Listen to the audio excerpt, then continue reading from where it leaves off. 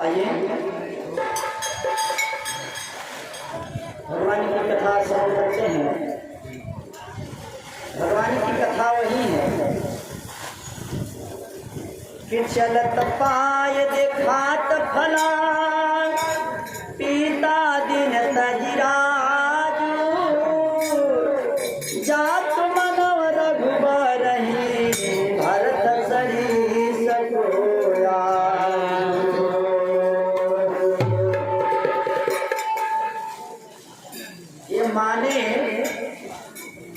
ये माने जा रहे हैं, ये उनके भाई जो हैं माने जा रहे हैं। कभी भाई को टूटने नहीं देना चाहिए। लोग तो ऐसा बोलते हैं कि मेरा भाई अच्छा नहीं है। ध्यान दीजिएगा, किसका भाई अच्छा होता है? आपने कोई इतना दिन से कथा हो रही है, बातचीत करना भी सुधार नहीं हो रहा है। भगवान की कथा के समय को महत्वपूर्ण समय है और आप लोग याद करने में भी सुधार नहीं आई कथा में। घर जाकर की बात करेंगे, यहाँ बात करने की समय कहाँ है? कथा तो सुनने का समय है ही नहीं, तो बात करने की बात सुनेंगे। बात करने से दो घाटा होता है। एक तो बात आप करोगे तो आपके बात में तीसरा लग जाएगा, पहले तीसरा के साथ साथ चौथा लग जाएगा, तो सारे लोगों का ध्यान चला जाएगा बात में। पहले कथा पहुँच जाएगा कहीं और, आज सुना कुछ नहीं, ज्ञान हुआ कुछ नहीं, आने से क्या फायदा।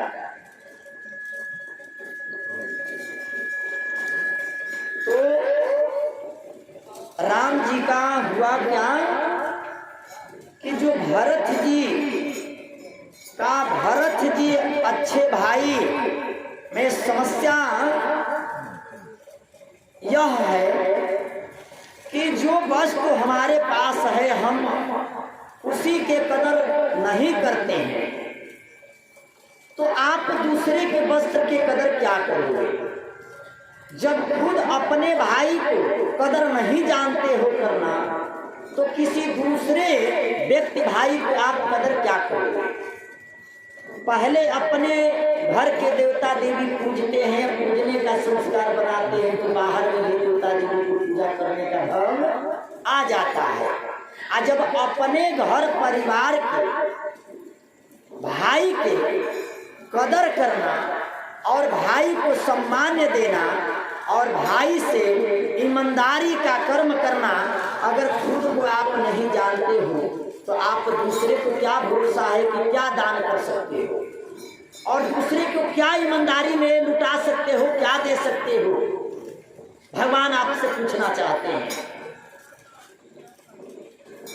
तो ये हमारे कथा के बीच हमारे प्रभु के साथ हमारे भरत भैया ने अपने भाई की ईमानदारी के कारण अपने जीवन का सुख को एक तरफ को भी त्याग चुके हैं। उनकी माता ने भरत जी के लिए, राज के लिए जो भूखाई थी, वो जितना राज्य के लिए उनका भूख था, उतना भरत जी को राम जी के लिए भूख था कि यूं वन में गए और यूं उनको खबर लेने के लिए भरत जी वहां पहुंच गए और उनके पास जाकर के सारी परिस्थितियां उनको बताए। लेकिन भगवान कहे कि भरत भैया आप चिंता मत करिए, आप मेरे भाई हैं, मेरा पूजा जो दुनिया करती है, मैं दुनिया की पूजा में आपको स्वयं करूंगा। आप क्योंकि मेरे भाई हैं और भाई नहीं, एक हमारे प्रभु के संत समाज के संस्कार के लायक आप मेरे भरत भाई हैं। आपके अंदर साधुओं की संस्कार है और एक भगवान रूप स्वरूप हमारे एक छोटे भाई भरत हैं। आप कैसी सोच रहे हैं? अरे मैं आपके बड़े भैया राम हैं, और जब जहाँ राम है तो आपको किसी प्रकार की चिंता करने की बात नहीं है। जहाँ जहाँ भगवान राम ठहरे थे, जहाँ जहाँ राम भगवान स्नान किए थे, वहाँ वहाँ भरत जी प्रणाम करते आ रहे हैं। उनका पूजा करने का, उनका संस्कार देने का, जब भरत जी के पास भाई का सम्मान इज्जत करने का जब ढंग आ गया, तो राम जी ने समझ गया कि मेरे भरत भैया और मेरे भरत भाई जो हैं ये साधु संस्कार का और दुनिया को सुधार करने का ज्ञान देने का लायक है। हमें इनको हर तरह से परिपूर्ण इनको हमें उठाना आवश्यक जरूरी है, क्योंकि ये मेरे छोटे भाई भरत जी हैं। आजकल के भाई भाई में प्रेमता अगर इस तरह से हो जाए तो 1/2, 2 भाई में 1/2 आधे आधे करके ईमानदारी के साथ हक के बराबर हक दे करके देना लेना सब जानता। लेकिन आजकल के युग में मैं ये देख रहा हूँ कि एक ही गोद से 2 भाई आया, एक ही कोखी माँ के गर्भ से दोनों भाई जन्मा, लेकिन दोनों भाई में एक ईमानदारी और एक तरफ बेईमानी। एक जो बना ईमानदार वो धर्म के प्रति भगवान के सोच रखते हुए वो भरत जैसे बन गया, और एक भाई किसके जैसे बन गया? राम जैसे। उसका बेईमानी शैतानी घुस गया। ओ लोभ पाप लालच भाई के भी अंदर ऐसा भाई है कि धन दौलत के लोभ के चक्कर में वो पाप जब समाता है तो अपने बाप का भी नहीं छोड़ता है, अपने भाई को सोए हुए नींदों में अपनी गला भी काट कर उतार देता है। लेकिन आज चारों भाई में, माता कैकेयी में और राजा दशरथ जी में और कौशल्या जी में ये सोचा जाए तो सबका स्थान है, पर लेकिन सबके वातावरण और सबके कर्म अलग अलग है। अगर इस कर्म विधान को अगर बना करके रामचरितमानस तुलसीदास जी ने जो रचयिता किया है, इसके अंतर्गत आज हमारी सत्यता अगर रामचरितमानस नहीं रहता तो हिंदू धर्म में कोई कथा श्रवण नहीं करता और इनका अष्टजाम पूजा नहीं होता। इसके अंदर भी भगवान है। आपके अंदर कोठरी में जो बैठे हैं उसमें आप झाड़ू पोछा लगाते हो, मैं भी लगाते हो, मंदिर में धोते हो, लगाते हो। मंदिर में क्या भगवान आपको दिखाई देते हैं? भगवान को आप भोग लगाते हैं, भगवान पाते हैं। शाम को रखो, सुबह जाओ, देखो उतने को उतने रहेगा, घटेगा भी नहीं। क्या वो उसमें हम भगवान के द्वारा जाने के लिए, उद्धार होने के लिए हम भगवान के मंदिर में भोग लगा रहे हैं, ताकि हम वहाँ दुख ना भोगें, हम वहाँ फल के लायक भोग भोगें कि हमारा भगवान जाए तो हमें आरा नौगर पर चलाए कि तुमने भलाई नहीं किया है, तुमने किसी को इच्छा अनुसार भोजन नहीं कराया है, किसी को सेवा नहीं किया है, तुमने जिंदगी भर गाइया को हत्या किया है। तो एक बार भगवान ने कसाईयों से आरा नहीं चलवाते थे, एक ही बार में खत्म नहीं, उसको धीरे धीरे करते थे। कहते कि इसको धीरे धीरे खींचो ताकि इसको दर्द मालूम पड़े कि हाँ आरा से कटता है तो इतना दर्द होता है। अगर एक बार काट दोगे ना तो धर अलग, शरीर अलग हो जाएगा तो काम खत्म। इसको कम से कम 1 घंटा आरा से हो। तो देखते हैं कहीं प्रैक्टिकल में देखे होंगे वो आरा धीरे धीरे चलता है। और जीव को जो हत्या करके अपने भाई को गलत शिक्षा देता है, अपना भाई को गलत शिक्षा ये देता है कि एक भाई साधु और एक भाई कसाई। तो कसाई साधु शिक्षा ये दे रहा है कि भैया जितना तुमको पाठ करना है खूब करो, जितना कसाई का काम करना है खूब करो। तब तक ये तीसरा सुन रहा है, कह रहा है कि देखो ना गजब है, एक घर में भाई साधु और एक घर में भाई कसाई, और देखो साधु होकर के अपने भाई को गलत शिक्षा दे रहा है। उसने कहा कि दया हो धर्मदा चंद्र राजा, दया हो धर्मदा चंद्र राजा, यही दान चंद्र राजा के सच है कहानी।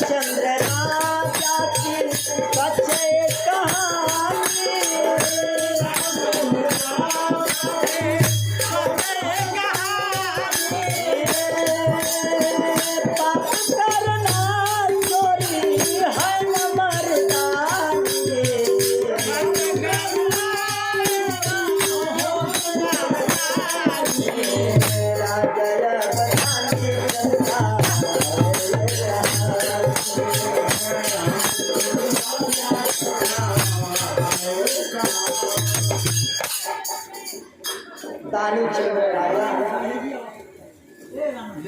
अपने घर परिवार को सुधार करते करते अपने चौथापन में जाकर के सोचने लगा कि आखिर मेरा तो दानी चंद जो है, आज हम अपने ही यहाँ से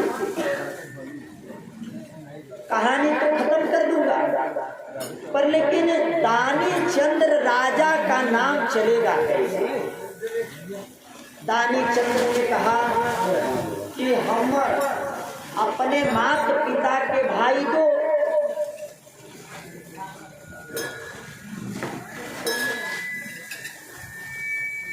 एक भाई कसाई और एक भाई साधु, वही साधु अपने कर्म करते करते चौथापन में जब गया तो उसको मन में आया कि मैं साधु संत बन करके दुनिया को मैंने ठगने का काम नहीं किया।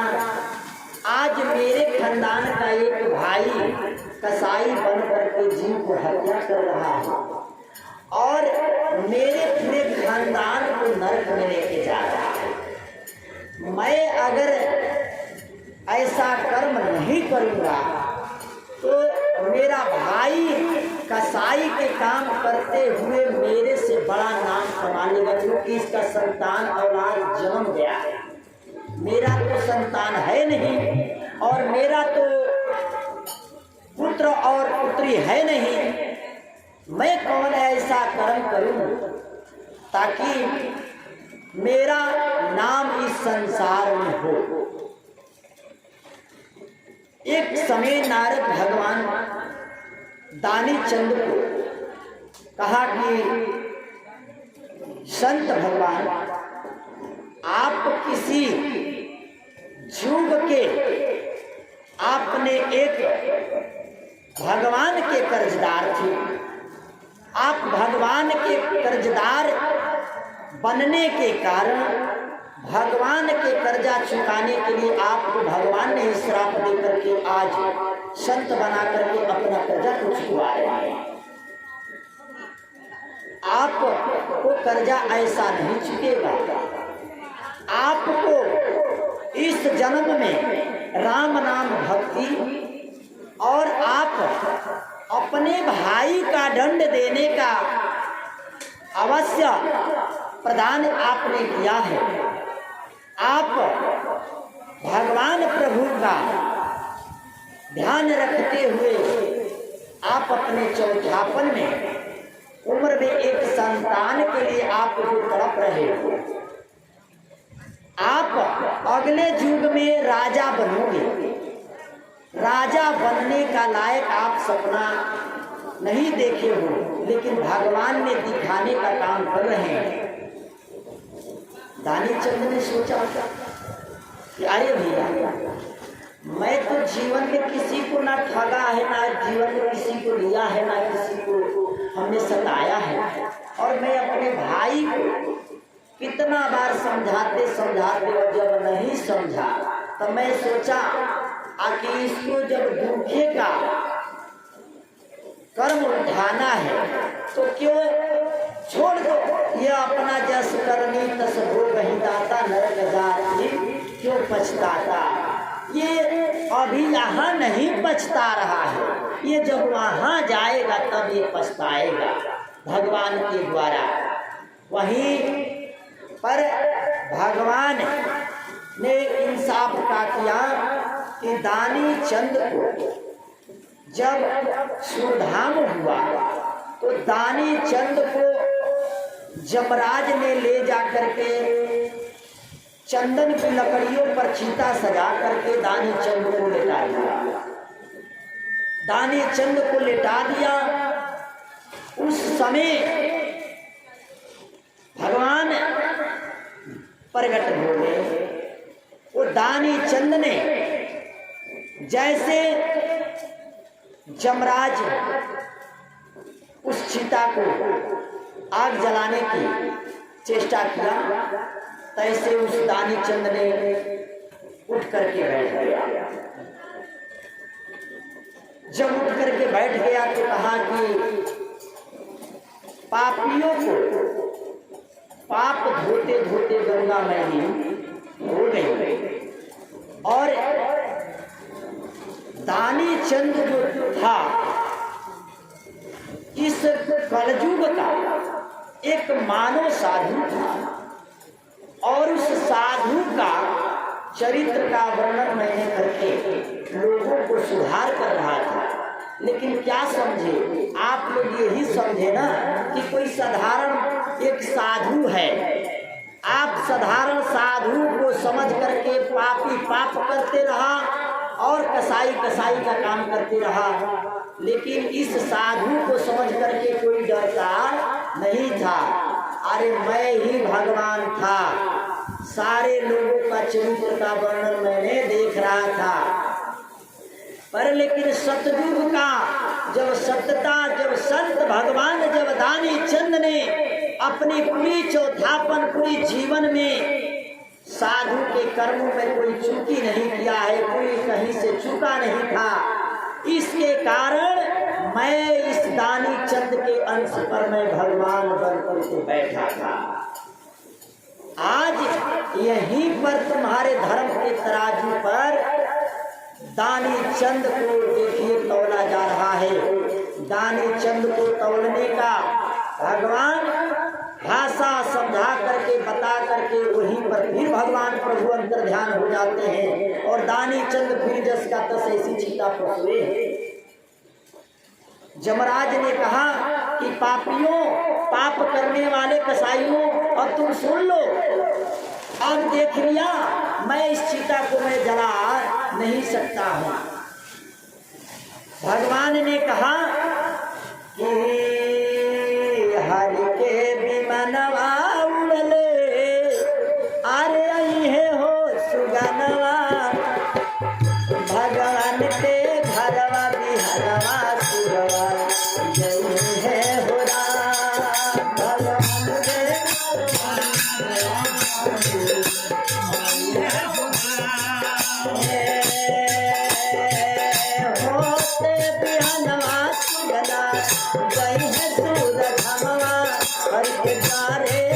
के करी हम जनवा हो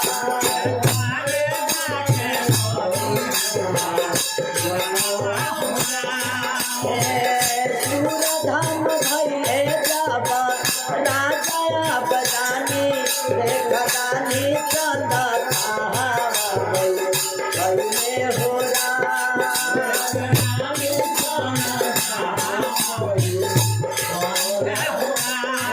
हरि के बिनवा चढ़ के हरि के बिनवा चढ़ के गैले दानी चंद भगवान के धारा भजले हो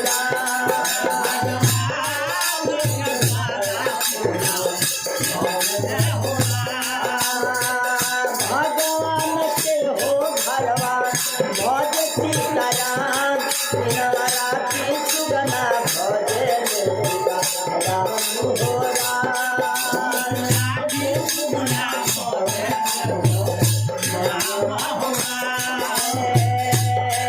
दानी चंद्र के हो मिलने राजा सिंहासन हमरा रामा जी के घरा वाला योद्धा में हो हमरा रामा जी के घरा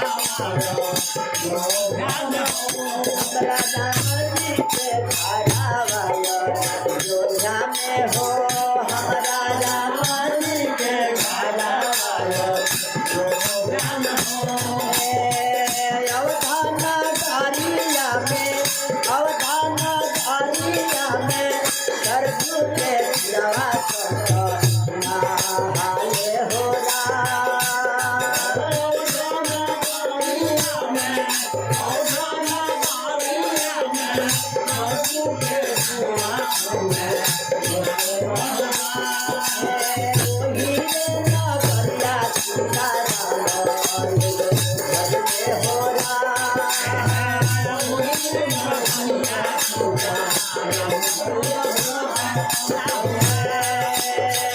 रमयावतार में जन्म भैले जन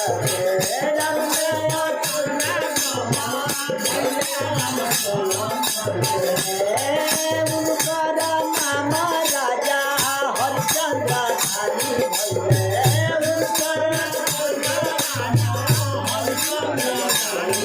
सतयुग के जुगावा में भैले जाना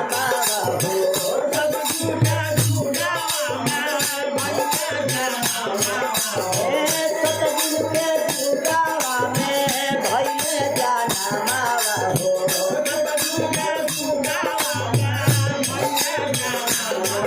सतयुग के अवतार में जब रामा अवतार जब अयोध्या के जोना समय भइल उस समय दानी चंद के नाम जौना समय उनकर पड़ल आ जौना समय उनकर जन्म भइल आ जौना समय आतना कर्म जब भगवान देख लिहनी तो वह विश्वामित्र मुनि जी कहनी कि आज के बाद अब तहार नाम दानी चंदना तहार नाम राजा हरि चंद्र दानी नाम रखाई।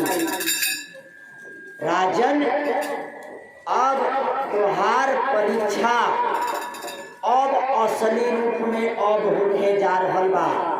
कतना तू जीवन में दान कैले बड़ो, कतना तू लोग के सेवा कैले बड़ो। अभी तो एगो कसाई के घर से गैया के अब दिहनी बचाई। आयब सतयुग में हीरा के मोल, सोना के मोल, चांदी के मोल कौन महंगा बेचाई। अब एजे राजा हरिश्चंद्र जी राउर कहानी में बताई। राजा हरिश्चंद्र नाम उस दिन से विश्वामित्र जी रखनी आ कहने की जा अब आज के समय अब कसाई के घर से तहार छुटकारा हो गई। आ कसाई के घर से तहार बंदगी खत्म।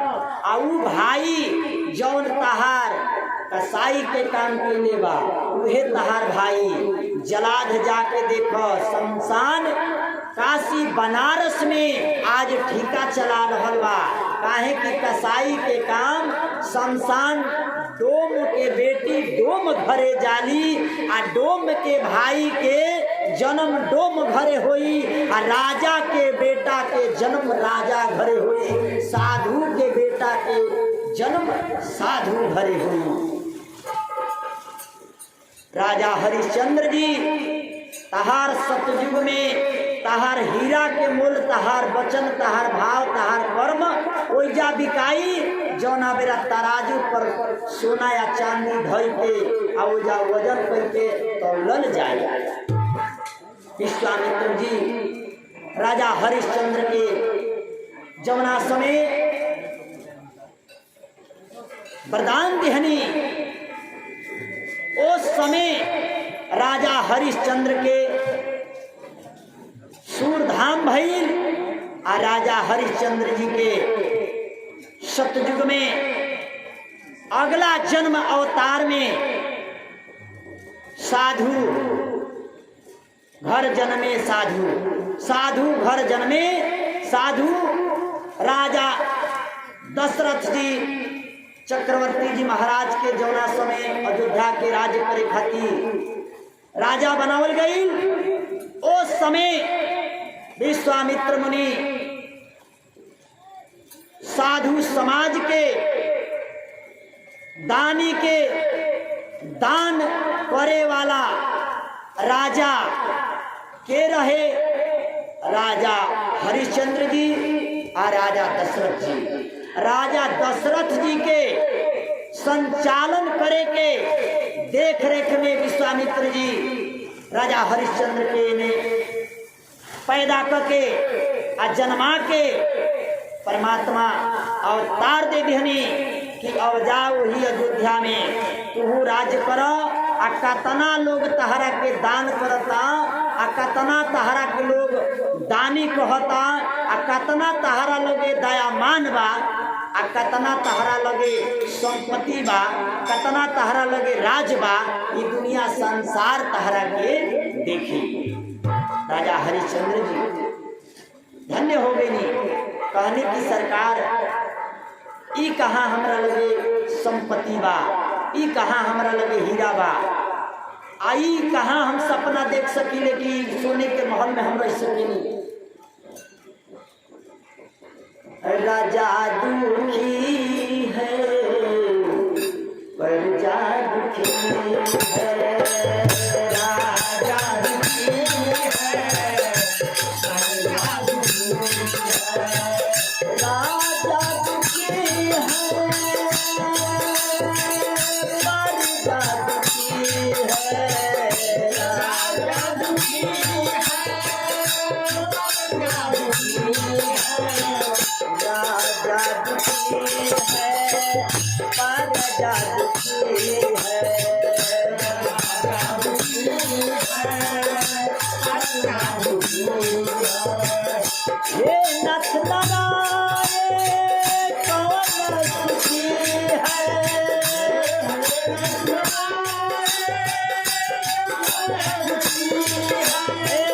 हे नथ लगाए कौन सुखी है,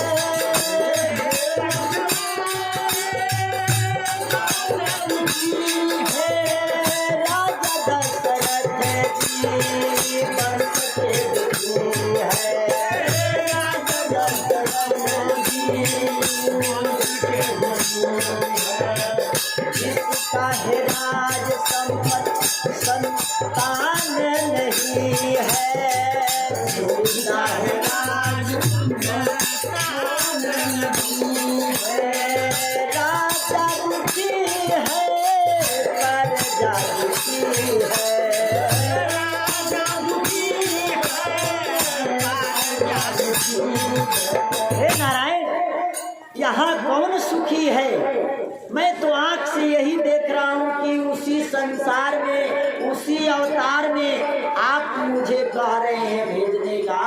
मैं पहले अयोध्या नरेश को ही देख रहा हूँ कि इतना चौथापन राजा हैं, महाराजा हैं, अयोध्या के राज करने वाले चक्रवर्ती जी महाराज को एक 4 पुत्र जो हुआ है आज देखते हो आप लोग, उसी खुशी की बात उन्होंने डाला है कि आज उनके एक संतान नहीं है भोगने वाला, और हीरे के महल अयोध्या सोने के महल रह तो क्या करेगा, उसी राज्य में हमको भी भेज रहे हैं।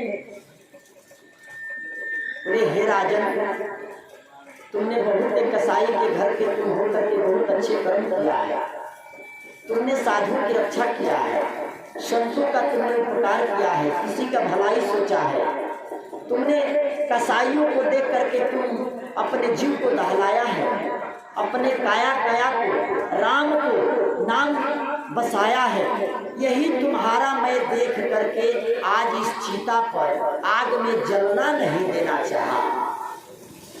मैं तुम्हारे अपने विमान से ले चल के सुरधाम में मैं अपने बराबर तुमको उचित स्थान दूंगा, और तुम वहाँ चलो, और तुम वहाँ जब चलोगे तो वहाँ मैं तुम्हारा फैसला करूँगा। वहाँ विमान से भगवान अपना ब्रह्मा विष्णु सभी देवता लोग, नर नारायण सब लोग उनको लेकर के गए। जब सुरधाम पर जब उन्होंने लेकर के गए, तब वहाँ बड़े बड़े दाढ़ी वाला बाबा, बड़े बड़े जटा वाला बाबा अब वहाँ दिखाई दे रहे हैं। सारे देवता लोग पूज रहे हैं, सारे देवता लोग फूल बरसा रहे हैं। कहे साधु करे सेवकाई निसरती आया है, साधु निसरती आहो, देवता लोग फूल बरसा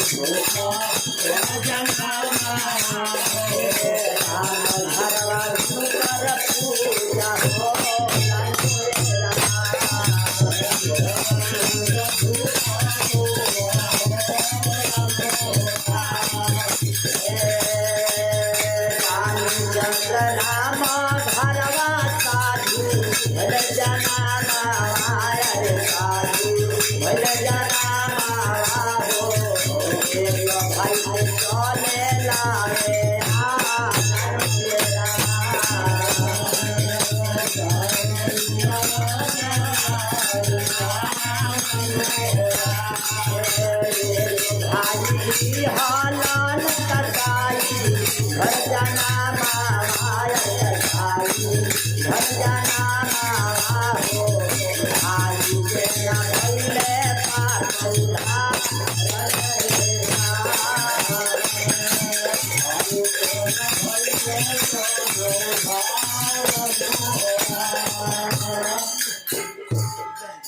वहीं दानी चंद्र के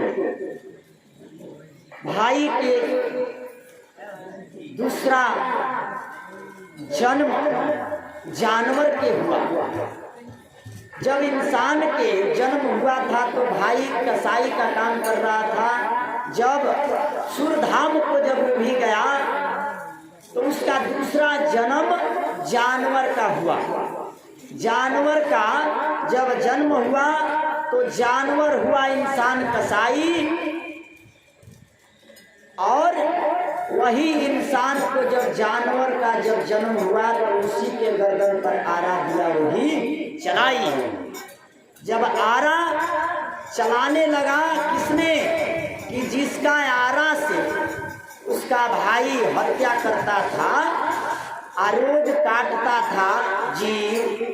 अभी आप तमाम देख ही रहे हैं, हर जीव जीवे है, गोरु जीवे है, माता को हत्या करना अच्छा बात नहीं है। अगर बेटा अपनी मम्मी की गर्दन काट दे तो क्या उसको नहीं होगा कि पाप होगा? बताओ। अगर किसी को गाय को अगर कोई हत्या करे तो गौ माता है, उसमें भी तो जीव है। और इंसान इंसान को ही खा जाए वो पाप है कि पुण्य है बताओ? और आदमी होकर के गधे का काम करोगे तो आपको ये नहीं समझ में आ रहा है कि मैं इंसान होकर गधा क्यों बन रहा हूँ।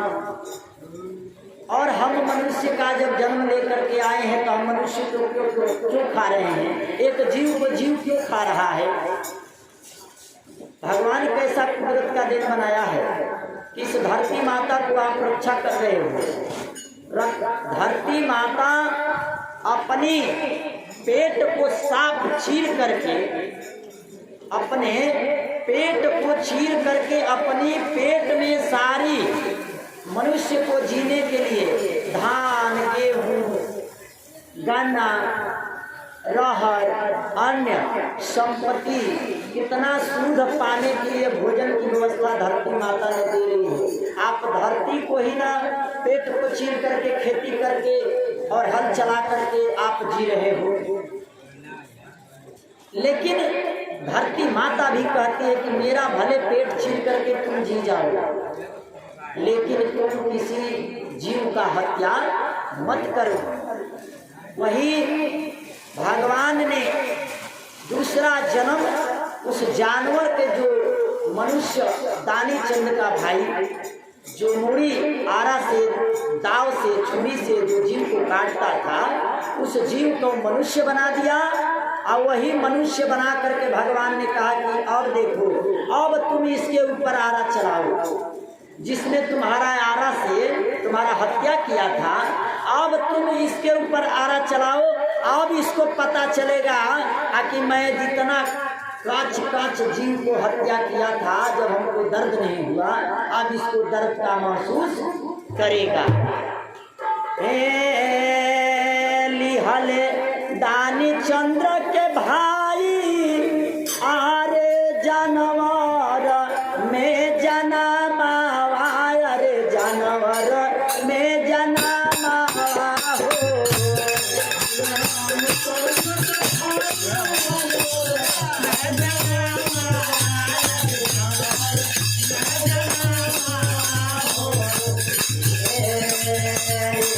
भाई बनले साधु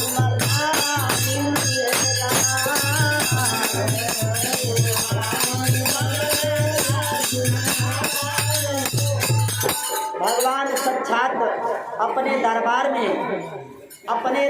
में दानी चंद को बैठाया राज सिंहासन पर बैठा करके दानी चंद को भगवान ने कहा कि साधु जी सीताराम, आप देखो तुम्हारा भाई, अब तुम्हारे भाई का अब क्या किया जाए, देख लो जो कर्म किया था ना, उस कर्म का परिणाम फल मिल रहा है। ये मेरे राज्य से, इस राज्य को मैं अलग कर दिया हूँ। इस राज्य में इसका स्थान कोई नहीं है। इस राज्य में जब कोई रहेगा तो साधु संत जीव हत्या करने वाले जो रहेंगे इस समाज से दूर, जो जीव को, धर्म को समझता है, जो जीव को रक्षा करता है, जो मनुष्य पर दया करता है, जो साधु को कर्म करता है, जो साधु के हित बन करके रहता है, जो राम को हित बन करके रहता है, जो ब्रह्मा सूर्य को पूजा करता है, जो धरती पर सूर्य को पूज करके धरती को ठंडा करता है, और जो धरती पर जल गिराता है, उसका आस्थान मेरे राजगद्दी पर है। तुम इस राजगद्दी का एक राजा बन करके आज बैठे हो, तो आपको कैसा महसूस हो रहा है? बताओ कैसा महसूस हो रहा है? बोले कि सरकार, मुझे उस युग का मुझे इतिहास कुछ याद नहीं आ रहा है। मैं किस घर के पुत्र हूँ और किस घर का अवतार हूँ? बोले दानी चंद, तुम याद करो, तुम एक ही माता पिता के घर से दो भाई जन्मे, एक दानी चंद और एक कसाई। आप दो भाई जो थे, कसाई का काम कसाई जो करता था, उसका परिणाम यहाँ मिल रहा है। तुम उस भाई को समझाते समझाते तुम थक गए, और साधु समझाते समझाते थक जाता है। साधु समझा करके भगवान के लिए भगवान से अर्जी लगाते लगाते मनुष्य को सोचता है कि कब मेरे मनुष्य को कल्याण हो जाए। हित बनते बनते तुमने चौथापन में तुमने ऐसा तुम निर्धन हो गए कि लास्ट में तुमको हमें सुधाम को लाना पड़ा और ला करके तुम्हारे दूसरा जन्म अवतार साधु को मुझे करना पड़ा। देखिए हमारे वीर बहादुर सिंह जी के द्वारा भगवान की कथा में सहयोग योगदान है और हमारे आज के कथा में प्रसाद का वितरण का सेवा जो माताओं ने लाई है उनके तरफ से बहुत रुपये का योगदान सहयोग आया था। मैंने उनको बोलने को भूल गया था, मुझे याद हुआ। उनके भी बाल बच्चे बुलाए भरे उनके घर सुखी संपन्न हो जाए और सब उनके घर के लोग साधु बन जाए, सब उनके घर का लोग सत्यवादी बन जाए, सबका विचार बदल जाए, उनके घर भी लक्ष्मी चला जाए। उन्हें शंकर भगवान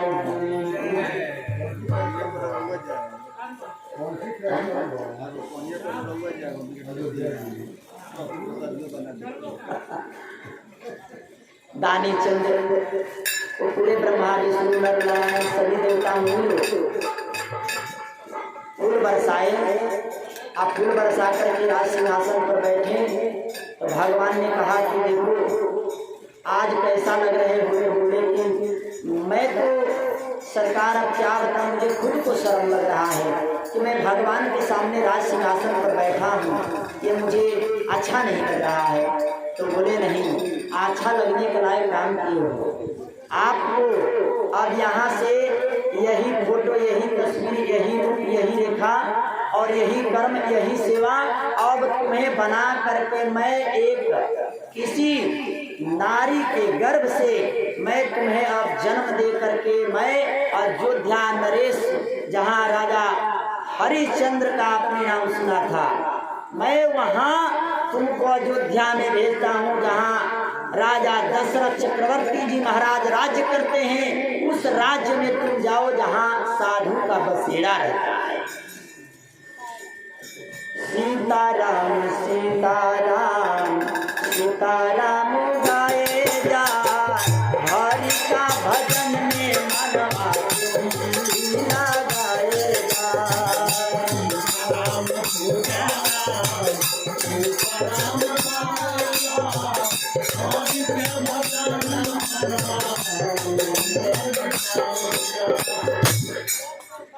अगले जन्म उनका अयोध्या कुल में हुआ। अयोध्या कुल में जब उनका जन्म हुआ तो उनको सरजू माने, सरजू मैया ने उनकी रक्षा किया। सरजू मैया ने उनको रक्षा किया कि अपने नदी में अपने जल से उनको स्नान ध्यान करा करके उनका सारे कर्म संस्कार अपने आंचल में सरजू मैया पाल करके बड़ा करके उस शमशान में टीका पाना पंडा का काम करके उन्होंने अपने जीवन को पाल करके एक जो है तारा रानी के साथ उनकी शादी का संबंध बनाया। शादी का संबंध बना। उस तारा रानी के साथ उनकी जब शादी हुआ तो तारा रानी के साथ जो शादी हुआ तो उसी तारा रानी के गर्भ से रोहताज नाम का एक पुत्र जन्म लिया। जब जन्म लिया तो विश्वामित्र मुनि के रूप में भगवान प्रभु जाकर के राजा हरिश्चंद्र का परीक्षण कर रहे हैं। भगवान विश्वामित्र मुनि का गुरु का रूप जो आप देखते हैं, गुरु भगवान से भी कहा गया है कि बढ़ते रहता है। जिसको सिख कहते हैं कि सिख होते हैं, सिख होकर के गुरु बनाते हैं, वो गुरु भगवान से भी बढ़ के रहते हैं, लेकिन उनको भगवान से बढ़कर के समझ में नहीं आता है। गुरु जब बढ़िया रहता है तो चेला भी बढ़िया हो जाता है। ना तो जैसा गुरु वैसा चेला, मांगे गुरु तो ले आवे ढेला। जैसा गुरु वैसे लगावे मेला, आ गुरु ना ठीक रही तो खत्म हो जाई मेला। तो प्यारे राजा हरिश्चंद्र जी अपने गरीबी में अत्यंत भूखे मर रहे थे। उस समय विश्वामित्र जी ने कहा कि आप भूखे क्यों मर रहे हैं? बोले क्या करें, जजमाने रोज नहीं आ रहे हैं। इस सरजू घाट पर मैं बैठ करके और आसन मार करके बैठे रहते हैं, सीताराम करते हैं। कोई जजमान आए, 8 आना 1 रुपया दे दिया, 1.25 रुपया दे दिया, टीका लगाते तो दिन भर में 2-4 सवैया हो जाता है। इसी में अपना नमक दाल अपना प्रसाद ग्रहण करते हैं। तो बोले कि राजन एक काम करो ना, इससे अच्छा तो तुम दान करना ही काम करो ना। तो बोले क्या दान करें, जो मिल रहा है वो तो हमारा खर्चा भी नहीं चल रहा है। बोले जिस दिन से तुम दान करना चालू कर दोगे ना, उस दिन से तुम्हारा राज्य भर जाएगा। और एक काम करो, तुम शादी अपनी करो ना। उन्होंने कहा गुरुदेव मेरे से शादी कौन करेगा? ये फटक चंद्र गिरधार या लोटा ना थाली, इस भिखारी के साथ कौन शादी करेगा? और इस ब्राह्मण को और इस भिखारी को कौन अपनी बेटी देगा? विश्वामित्र मुनि ने कहा कि सरजू मैया से अर्जी लगाओ, तुम्हारे विश्व सुंदरी तुम्हारी यही कन्या मिल जाएगी। उन्होंने कहा कि ऐसा काम मेरे से नहीं हो पाएगा, मैं शादी नहीं करना चाहता हूँ। अगर मैं शादी कर लूँगा तो मेरे अगले युग में जो जन्म हुआ होगा ना, उसका मेरा 2 कॉपी फिर हो जाएगा। पिछले जन्म में पता ना मैंने पाप किया था कि क्या किया था, कहीं पाप किया होगा तो मेरा वही फिर पापी बन करके जीना पड़ेगा। माफ़ करिए सरकार, मुझे सीताराम, मुझे किसी चीज़ से मतलब नहीं है। बोले नहीं राजन, मेरी बात मानो, आपको शादी करना ही होगा। अगर शादी आप नहीं करोगे तो फिर राजा के साथ रानी तो चाहिए।